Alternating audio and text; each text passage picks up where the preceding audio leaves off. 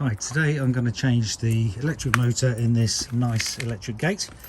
So finally succumbed to getting a new one despite doing several previous fixes, because the old motor was grinding away and finally packed up completely. And usually the gears on the motors pack up. It's nice to see on this I think slightly upgraded one. There's the part number down there. The gears look a bit better and this arrangement is slightly different. I got it from these guys who sell on eBay, £250. A few prices on there, up to about 300. So first of all, we'll remove these two Phillips screws to get the cover off, and then get a sharp little tiny screwdriver in the end and lever it up. And it should just slide backwards, releases a little bit of plastic at the end to make sure you don't lose that. Open up, and probably a lot of spiders like this one. A lot of muck in it. See, I removed the old lever. I think the motor probably packed up because I tried welding it onto the shaft, which certainly didn't help. And hopefully, maybe you can just about see there. Let's zoom in. You can see that shaft is completely knackered and worn out around the edges. So take a note of where which hole this lever to the gate goes in. That's the far hole on this orientation. Probably you will have a lot of muck inside the box. This one I cleaned out probably a year or two ago. And on mine, we also got the junction box holding the capacitor in there, which is another common source of failure. See my other video on that. The motor itself does actually come with a spare capacitor. So there is all the cabling for the old motor. A lot was just wound down there. And here is the feed from the control box. So we'll clean up and take our junction box apart. It's important that this is well sealed afterwards. I tended to put extra silicone seal around the edge after I put it back together. And just before we open up the junction box, we'll make sure we turn off the electricity. So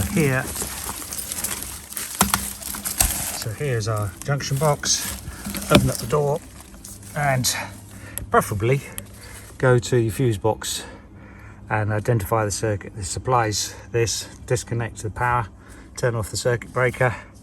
The other alternative to do it in here is you can just twist and pull out the mains fuse holder. At the top for a minute, you can see all the lights have gone out.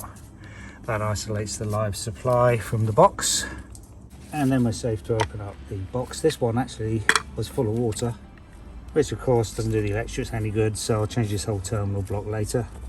Take a picture of all the wire connections and colours so you make sure you put it back the same way. So I might as well change the capacitor. This capacitor came with the motor.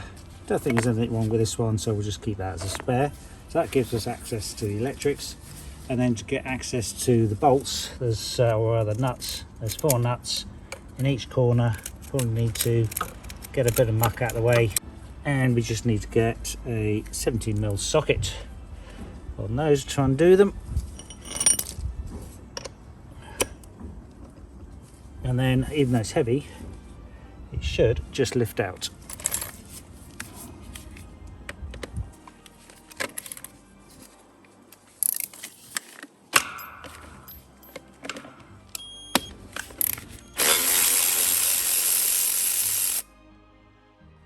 Too difficult.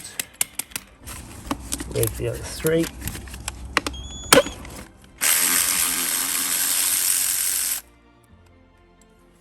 So nuts taken off, we could remove this stop bracket,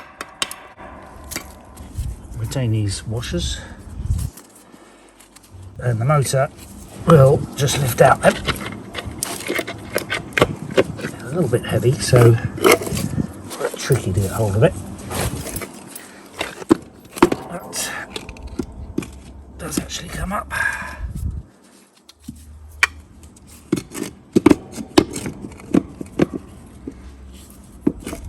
Like so. And then we'll clean out the box, get the new one in, make a note of that orientation, put the new motor in the same way. keep these washers to reuse. Surprisingly, it doesn't come with new nuts and washers. The other thing to check is that your drain hole, which is here, little tube in there, isn't blocked. It's a common problem that it does get blocked off, and the box fills up with water and eventually gets in your junction box as well if the seals aren't very good, and can cause the earth leakage to trip out. So on all of my gate boxes, I've dug up the bricks and put a nice little drain under the blocks. So let's get the new motor in position.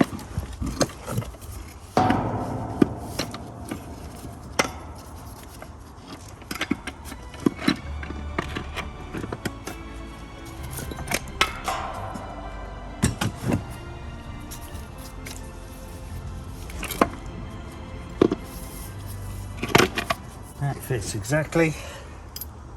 So the orientation for this side of the gate is slightly different to the diagram, because this diagram I think is more applicable to the left hand side, with this right hand side one I believe it's that configuration, and that's how the old motor went in. And when the gate shuts, this stop bolt will hit the lever, and that on that new design replaces this old stop piece that used to be on the old one. So let's put the bolts back on, grease up with some, I'm going to use some marine grease, some of this white marine grease from my grease gun, waterproof. And then we've got to tighten the little bolt, which needs a hex key. See that over here. This little hex ended bolts, there's a little recess in the end for a hex key. Tighten that up onto the gear. This bolt with the lock nut adjusts where the stop position is for the gate, closed position in other words. So next we'll do all that, wire it up, same wiring as before, and test if it works. And that should be quite a straightforward job actually, as it turned out, and surprisingly easy to remove the motor as well. You may find yours has got a lot of muck in it, you just have to clean that out. You might even want to get a hose pipe, hose it all out of muck. Yeah, one thing you might notice on yours is the wire colour is slightly different. So we've got a grey wire instead of a blue wire that we had on the old motor. Basically where the blue wire was going, the grey wire goes, and luckily the other side that goes off to the control box is matching colours. So brown to brown, grey places the blue, connects to the grey wire. Very importantly, this yellow and green one is the earth.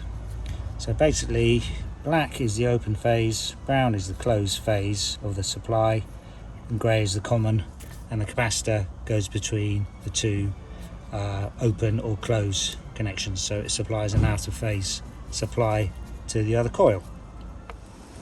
So you may find, same as me, that this terminal block was all rusted up and impossible to get the screws off. So I've just snipped off the wire and stripped off some more insulation on these. So how you strip off the insulation is up to you. You can, mind your fingers, just gently slice the plastic, same position all the way around. You could of course get some wire strippers, which I've got inside somewhere, and if you're lucky you can then just bend over the wire, just split that plastic,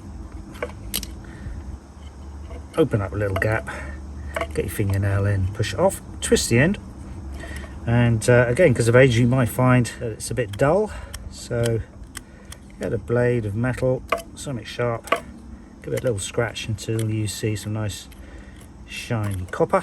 Get our nice new terminal block and just swap over the wires one lot at a time, and then it saves getting confused or lost over which connection is which. So make sure your copper wire is all the way in, hold it in place while you tighten up the screw, and then once you think it's tight, give each wire a bit of a tug, make sure it's secure, and continue like that with the other ones. The other way of stripping, which I quite like to use sometimes, use an old pair of scissors, which you can use like that to strip the plastic off as well. And we'll just clean that up a little bit. Put that into our next one. It's the earth connection. I also noticed on this box the waterproof, or lack of waterproof perhaps, points where the cables come through. They haven't got proper grommets on, maybe they just integrated a few years ago. But it does have plenty of silicone seal on it, which again you could do the same. It's up to you how you want to seal that off, but try and make sure you do keep the water out somehow or other.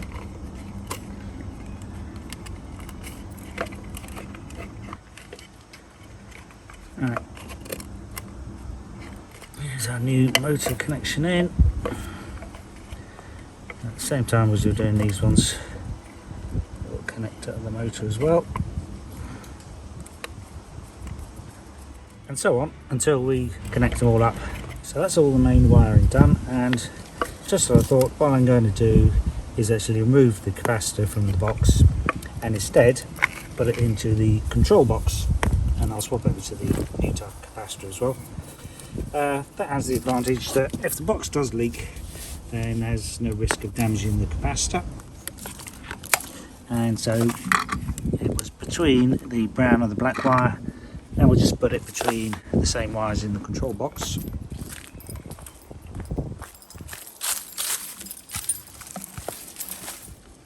So here are the two sets of wires that go to each motor, left and right. So in order to tell which motor is which of these two sets of wires, because I've got two motors, you can just measure the resistance of the actual motor itself. So I've pulled out the plug. I get yourself a multimeter. These are only between £5 and £10 or so on eBay. Switch it to the ohms setting, which is this little symbol here. And on this meter, when they're disconnected, infinite resistance, it reads 0L. On some meters, it'll just read a 1. When they're connected together as a very low resistance, it's auto ranging this one, which means it goes down to ohms, and it's 0.8 ohms. That's just the resistance of these probe wires. So ordinarily, if we measure, say, between the brown and the grey, between the common and either the open or close, then you normally get around 50 ohms, 49 ohms there. If you measure between the open and close, you'll get about 100 ohms, like that. So if you go to the motor box, disconnect, say, the brown wire, and then measure the resistance again, and you'll be able to see which of these two sets of wire has the brown wire disconnected, because it will go to 0L. So that's how you tell which set of wires is which. To loosen off the wires, there's screws at the other end, and I'm just going to put my capacitor across the brown and the black wires. And of course, it's a lot safer and a lot more waterproof inside this junction box. Saves if it ever goes again. That saves having to open up the motor box, and that in motor box junction box as well. Alright, that's our capacitor in. Just make sure you got no little slivers of wire poking out and shorting across anywhere, and they're in securely. Give each wire a tug. Now if, when you've got it all wired up correctly, which this is per the original wiring, and I believe the wiring in the motor junction box was correct, but when I tested it, the motor closed when it should open and vice versa. So not to worry, easy enough. Maybe they changed the motor wiring on those 3100 motors, I don't know. Anyway, it's no big problem, because all we can do is swap over the open and the close signals, these two, the brown and the black, and then it should correct itself. Okay, swapped those black and brown wire positions, and let's test it again. Alright, here we go, testing it again. And they're both closing correctly. All we've got to do now is adjust the stop, so it hits the pin on the ground, and then ideally at the same time you want us to hit this stop case that pin ever comes out. That will be about right. Then we've just got to tighten up with that lock nut. The final job is to tighten up that little grub screw bolt at the hex recess end. So that's nice and tight.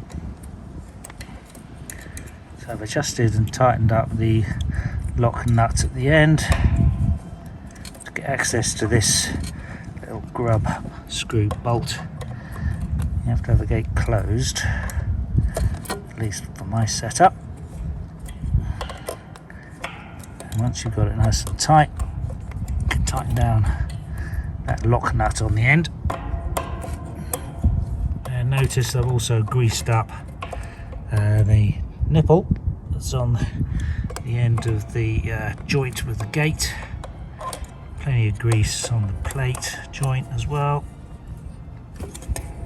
Started to get tight now. And there we go, all back together again. And the gates are now working. Thanks for watching, good luck with yours. Bye.